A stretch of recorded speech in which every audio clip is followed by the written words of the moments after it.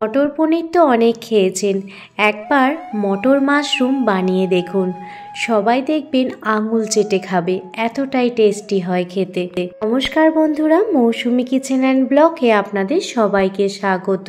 শীতকালে বাজারে খুব সহজেই মটরশুঁটি এবং মাশরুম পাওয়া যায়, আর মটরশুঁটি আর মাশরুম দুই খাওয়া শরীরের পক্ষে খুবই স্বাস্থ্যকর এবং পুষ্টিগুণ সম্পন্ন। এই মটর মাশরুম একবার বানিয়ে দেখুন বাড়িতে, দেখবেন বড় থেকে ছোট সবাই চেয়ে চেয়ে খাবে, এতটাই টেস্টি হয় খেতে। তার জন্য দেখুন আমি এখানে 200 গ্রাম পরিমাণে মাশরুম নিয়ে নিয়েছি। এখানে আমি বাটন মাশরুম নিয়ে নিয়েছি বা বোতাম মাশরুম নিয়ে নিয়েছি। আপনারা চাইলে যে পেঁজা মাশরুম হয় সেই মাশরুমও নিয়ে নিতে পারেন। মাশরুমগুলো দেখুন 4 টুকরো করে কেটে নিচ্ছি। যেসব বন্ধুরা আমার চ্যানেলে নতুন এসেছেন সবাইকে জানাই অনেক অনেক ভালোবাসা। প্লিজ একটি লাইক এবং সাবস্ক্রাইব করে আজকের রেসিপিটি দেখতে থাকুন। আশা করছি রেসিপিটি আপনাদের খুব ভালো লাগবে। আর আমার পুরনো বন্ধুদের জানাই অনেক অনেক ভালোবাসা এতদিন ধরে আমার পাশে থাকার জন্য।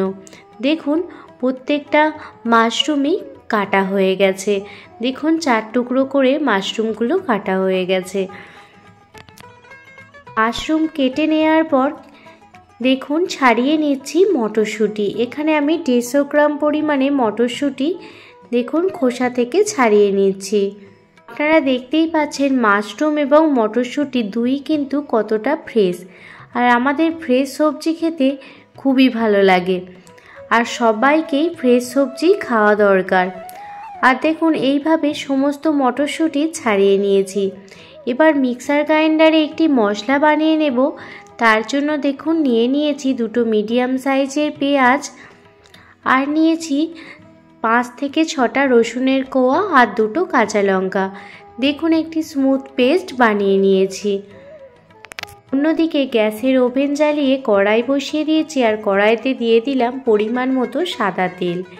তেল গরম হয়ে গেলে এতে দিয়ে দিচ্ছি 2টো শুকনো লঙ্কা, 2টো তেজপাতা, আর দিয়ে দিচ্ছি এলাচ, দারুচিনি, আর দিয়ে দিচ্ছি গোটা জিরে।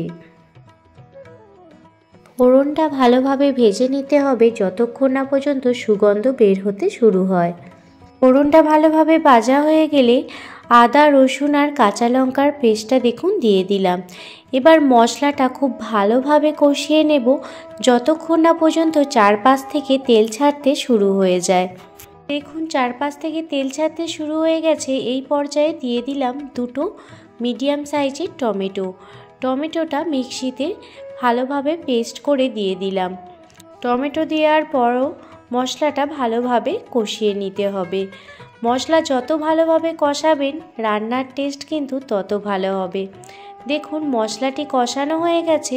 এই পর্যায়ে দিয়ে দিচ্ছি পরিমাণ মতো হলুদ গুঁড়ো, কাশ্মীরি লাল লঙ্কার গুঁড়ো, আপনারা চাইলে লাল লঙ্কার গুঁড়ো ব্যবহার করতে পারেন, আর দিয়ে দিলাম ধনে জিরে গুঁড়ো। সমস্ত রকম শুকনো মশলা দিলাম, আর এরপরে দিয়ে দিলাম 1 চামচ আদা বাটা আর 1 চামচ ধনে বাটা। এই ধনে বাটাটা আমি ডিপ ফ্রিজে ফ্রোজেন করে রেখেছিলাম, আর সেই ধনে বাটাটাই সামান্য পরিমাণ এতে অ্যাড করে দিলাম। যে কোনো রান্নার ক্ষেত্রে জিরে আর ধনে যদি ড্রাই রোস্ট করে গুঁড়িয়েও রাখেন সেই মশলার টেস্ট কিন্তু খুব ভালো হয়। দেখুন মশলাটি ভালোভাবে কষানো হয়ে গেছে। এই পর্যায়ে দিয়ে দিলাম স্বাদ মতো লবণ আর স্বাদ মতো চিনি, স্বাদ ব্যালেন্সের জন্য। এবার দেখুন দিয়ে দিচ্ছি মাশরুম আর মটরশুঁটি। দেখুন মাশরুম আর মটরশুঁটিটা একই সঙ্গে দিয়ে মশলার সঙ্গে ভালোভাবে কষিয়ে নেব, যাতে মাশরুম আর মটরশুঁটির মধ্যে মশলাটি ভালোভাবে ঢুকে যায়। মশলা কষানোর পর মাশরুমটা দিলাম, কারণ মাশরুম থেকে অনেকটা পরিমাণ জল বের হয়, ফলে মশলাটা ভালো করে কষানো হতো না। সেই জন্য মশলা কষানোর পর মাশরুম আর মটরশুঁটিটা দিয়ে দিয়েছি। ভাত, রুটি, পরোটা কিংবা লুচি সবার সাথেই এই মটর মাশরুম রেসিপিটি দুর্দান্ত লাগে। একবার হলেও বাড়িতে ট্রাই করে দেখতে পারেন। এবার দিয়ে দিলাম দেখুন স্বাদ মতো লঙ্কা। অবশ্যই ঝালটা আপনারা আপনাদের স্বাদ মতো দেবেন। এখানে আমি 2টো লঙ্কা গোটা দিয়ে দিলাম। গ্যাসের ফ্লেম লো টু মিডিয়ামে রেখে মাশরুম আর মটরশুঁটিটা মশলার সাথে ভালোভাবে কষিয়ে নিয়েছি। এই পর্যায়ে দিয়ে দিচ্ছি গরম জল। যে কোনো রান্নার ক্ষেত্রে অবশ্যই গরম জল ব্যবহার করবেন, তাহলে দেখবেন রান্নার টেস্ট দ্বিগুণ বেড়ে গেছে। আমি দেখুন এখানে কুসুম গরম জল দিয়ে দিলাম। এবার ঢাকনা দিয়ে 5 থেকে 10 মিনিট ঢেকে রেখে দেব।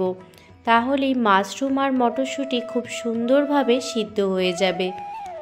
10 মিনিট পর ফিরে এসেছি আর দেখুন মটর মাশরুম একদমই কিন্তু রেডি হয়ে গেছে। মটর পনির তো অনেক খেয়েছেন, একবার এইভাবে মটর মাশরুম বানিয়ে দেখুন।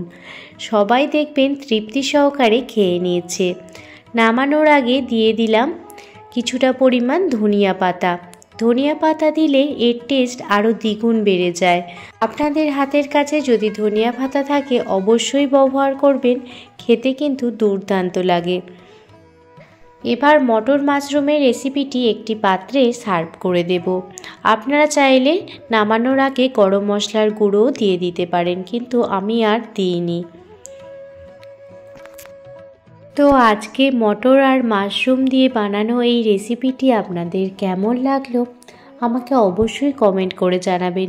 যদি ভালো লেগে থাকে প্লিজ একটি লাইক, কমেন্ট, শেয়ার করে আমার পাশে থাকবেন। কোনো নতুন বন্ধু আমার চ্যানেলে ভিজিট করে থাকলে প্লিজ চ্যানেলটি সাবস্ক্রাইব করে দেবার অনুরোধ রইল। প্লিজ একটা লাইক করবেন। আপনাদের একটি লাইক অনেকটা মোটিভেট করে আমাকে নতুন ভিডিও বানানোর জন্য। সবাই ভালো থাকবেন, সুস্থ থাকবেন, সাবধানে থাকবেন। আবারও কোনো দিন অন্য কোনো রেসিপি ভিডিও বা ব্লগ ভিডিও নিয়ে আপনাদের সামনে হাজির হব। ধন্যবাদ। সেই মটর মাশরুমেতে সামান্য পরিমাণ বাটার দিয়ে দিয়েছিলাম, এতে আরও দুর্দান্ত খেতে লাগছিল। তো অবশ্যই আপনারা বাড়িতে ট্রাই করবেন আর আমাকে কমেন্ট করে জানাবেন কেমন হয়েছে খেতে।